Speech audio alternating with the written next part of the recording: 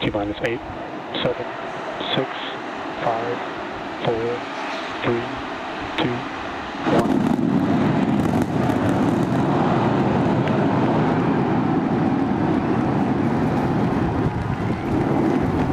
We got liftoff. Vehicle pitching downrange.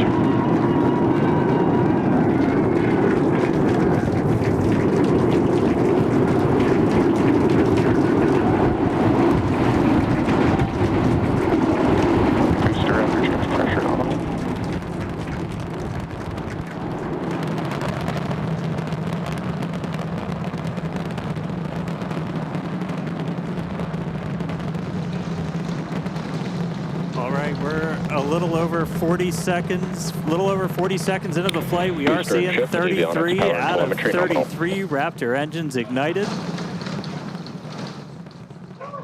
Boosters pushing us downrange over the Gulf. Next milestone coming up in just under 10 seconds is going to be Max Q, that max aerodynamic pressure.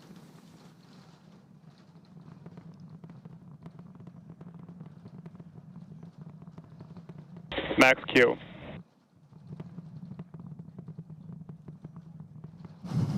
All right, so we're through Max Q. That's the heaviest stresses it's kind of seeing on the way up. Wow, that was pretty incredible. I'm still recovering. That was amazing.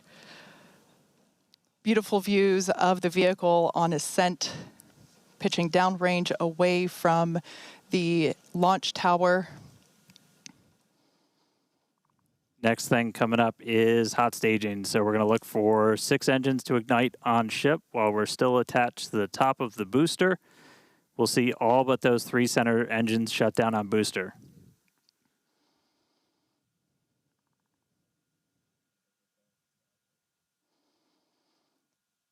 We're hearing the initial call that we are go for booster catch back here at the launch tower.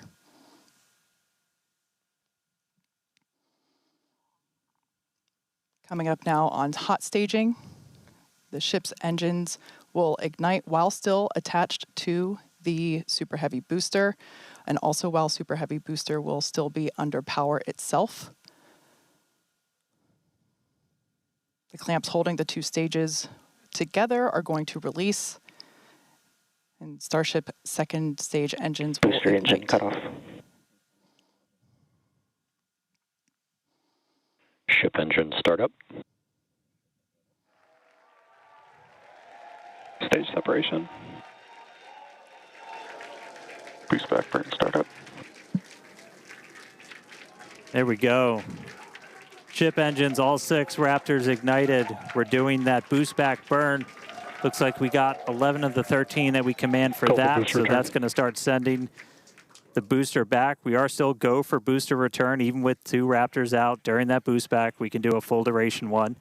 But looks like we got a ship, 6 engines heading into space, and then we got a booster hopefully on our way back to Starbase. How's everything going in Hawthorne, Chris?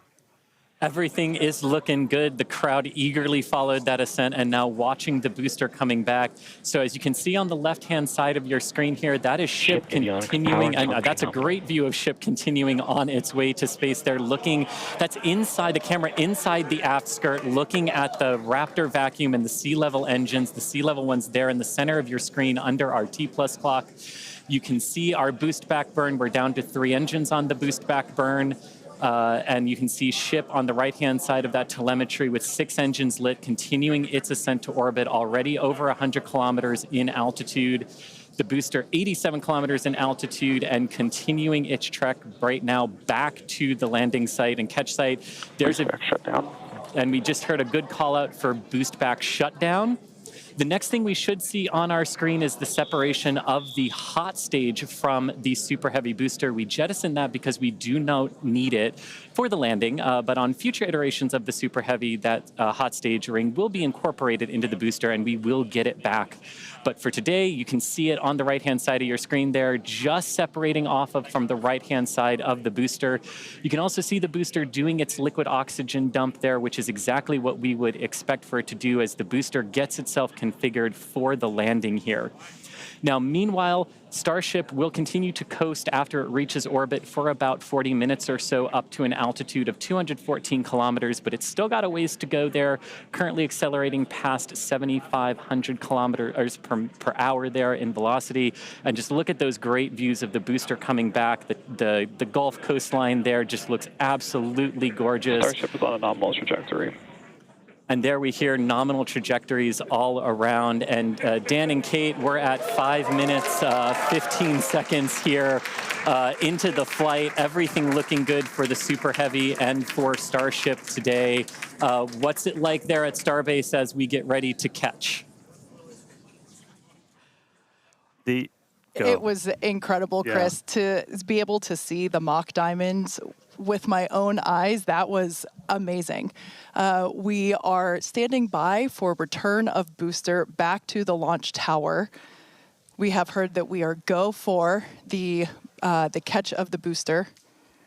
Yeah, this coming from one of our long-range tracking cameras, we're able to see the hot stage separate and fly away. So coming up in just about 30 seconds, we're going to look for the landing burn. We're going to command those 13 inner and middle ring engines to turn on. 13 initially, they bleed off all of that velocity as we're slowing down from supersonic speeds, eventually moding down to only 3 engines for that precision flight into the tower. Right now, booster using its 4 hypersonic grid fins to help guide itself through this atmospheric entry back for its precision landing at the launch site. Once again, we're going to ignite first the center 13 engines. We should see that coming up here momentarily. Engines in startup. This is going to come down to 3 engines as the booster slows down for its landing. And we just heard the sonic boom.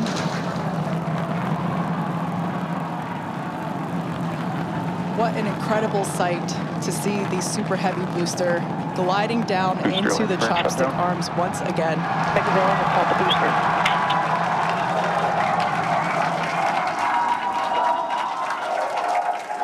Stuck the landing. Wow. That will never get old. All right. We saw 12 out of 13 light for that landing burn. Booster still able to make its way with that final precision burn on the 3 engines in for the tower catch. So booster caught. Meanwhile, keeping an eye on ship. Still got 6 Raptors burning. Those are going to continue for about another minute until we'll get to the Starship engine cutoff. Really cool view. Again, a million shout outs to all of our avionics team who make these cameras possible for us. That's looking right down inside essentially the skirt area of ship, where you can see a pretty good view of all 6 Raptors, especially those 3 inner ones, one of which we're going to hopefully relight a little bit later. And we just saw some engines go out. It looks like we are losing attitude control of the ship.